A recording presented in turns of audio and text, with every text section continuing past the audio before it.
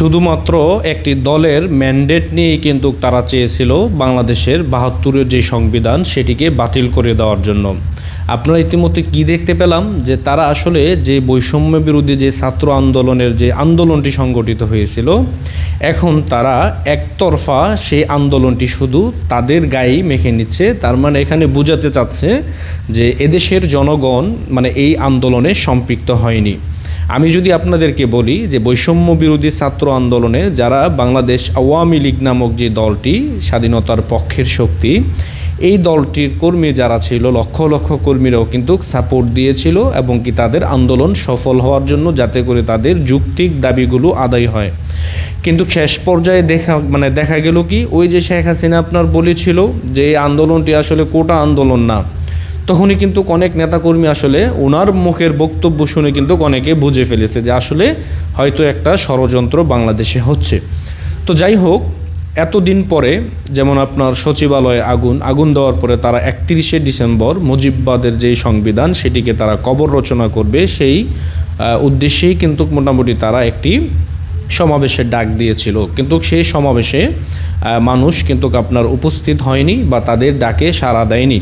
তারা ইতিমধ্যে এই কয়েক মাসেই মানুষের বিশ্বাস হারিয়ে ফেলেছে। তারা যে ইতিমধ্যে শুধু লোভের জন্য, তারা তাদের আখের গোছানোর জন্যই যে তারা এদেশের মানুষকে ব্যবহার করে এই দেশ থেকে যে একটি লুটতরাজ তারা শুরু করে দিয়েছে, এটি ইতিমধ্যে প্রমাণ হয়ে গেছে। কারণ স্বাভাবিক গতিতে চলা একটি বাংলাদেশকে তারা ইতিমধ্যে অস্থিতিশীল পরিস্থিতি তারা ইতিমধ্যে তৈরি করে ফেলেছে।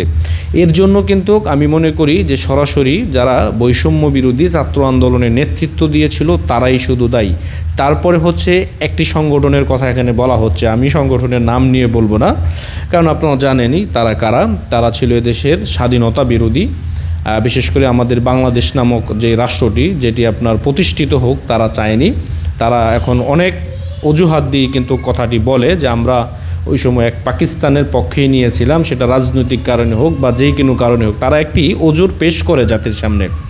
তো যাই হোক, তারা এই যে দেশবিরোধী ষড়যন্ত্র তারা যে ইতিমধ্যে করেছে, ইতিমধ্যে কিন্তু সার্জিস আলম সে কিন্তু স্বীকারোক্তি দিয়েছে যে এই আন্দোলনের মানে মূল ভূমিকাই ছিল তার যে বক্তব্য, তার মানে এদেশের জনগণের এই আন্দোলনের কিন্তু সমর্থন নাই বললেই কিন্তু আপনি ধরে নিতে পারেন। কারণ এগুলো হচ্ছে আপনার ওই সময়, কারণ আপনারা জানেন যে কোটি কোটি টাকা কিন্তু ব্যয় করা হয়েছে এবং কি জেলা ভিত্তিক তারা আপনার বিভিন্ন সংগঠনের মাধ্যমে, তারা বিভিন্ন ইউনিটের মাধ্যমে মানুষকে তারা একতাবদ্ধ করে। আর বিশেষ করে ঢাকা শহরে প্রায় ৩০-৪০ লাখ লোকের মতন, মোটামুটি আমি যদি ভুল না বলে থাকি হয়তো ৩০-৪০ লাখ নাও হতে পারে, কিন্তু আমি যতটুকু শুনতে পেরেছি যে ২০-২৫ লাখ মানুষ নাকি তারা ঢাকায় এনেছিল। কিন্তু এর চেয়ে কিন্তু ডাবল লোক শেখ হাসিনা ঢাকা আনার ক্ষমতা রাখতো, কিন্তু সে কিন্তু সেটি করেনি। মানে এদেশের জনগণকে বোঝাতে চেয়েছে যে আসলে এটা কিন্তু আন্দোলন ছিল না, এটা ছিল নেহাত একটি দেশকে ষড়যন্ত্রের দিকে ঠেলে দেওয়া এবং এই দেশের অগ্রগতিকে থামিয়ে দেওয়া এবং এই দেশকে ধ্বংসের দিকে ধাবিত করা। ইতিমধ্যে কিন্তু আমরা সেটিই দেখতে পাচ্ছি। এখন কিন্তু আমরা সেটিই দেখতে পাচ্ছি যে আমাদের বাংলাদেশ কিন্তু সেই ধ্বংসের দিকেই কিন্তু ধাবিত হচ্ছে। এখন এই কথাগুলো কে বলবে? এই সঠিক কথাগুলো কি কেউ বলবে আমাদের বাংলাদেশে? কেউ বলবে না। আজকে কিন্তু অবশেষে শেখ হাসিনার কথাই সত্যি হলো এবং কি শেখ হাসিনা যে কথাটি বলেছেন তার কথাই কিন্তু ইতিমধ্যে বাংলাদেশের মানুষ হাড়ে হাড়ে টের পাচ্ছে এবং কি সব সমীকরণ মিলিয়ে দেখা গেল কি শেখ হাসিনা যে বলেছিল যে এটা কিন্তু কোটা আন্দোলন না, এখন দেখা গেল কি সর্বশেষ যে আসলেই সেটা কিন্তু কোটা আন্দোলন না, এটি ছিল এই দেশের মানুষকে বোকা বানানোর একটা আন্দোলন, যা ইতিমধ্যে করে তারা সফল হয়ে গেছে। কিন্তু এই সফল বেশি দিন থাকবে না।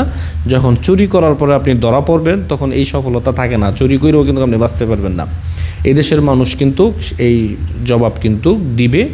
কথায় আছে না, ইটের আপনি যদি ইটেরই আপনার পাটকেল দিয়ে দেওয়া হবে, এরকম একটি কথা বলে না, সেটি কিন্তু এদেশের জনগণ করবে। কারণ জনগণ ইতিমধ্যে আপনাদের যে বাউতাবাজি সেগুলো কিন্তু ধরে ফেলেছে, এটা আপনারা অস্বীকার করতে পারবেন না, এটা আপনারা অস্বীকার করতে পারবেন না। সুন্দর সাজানো গোছানো একটি বাংলাদেশকে আপনারা ইতিমধ্যে ধ্বংসের দ্বার প্রান্তে ঠেলে দিয়েছেন। এটি আপনারা চাইলে এই দায়ভার কিন্তু আপনারা চাইলে এড়াতে পারবেন না, এটা আপনাদের মনে রাখতে হবে।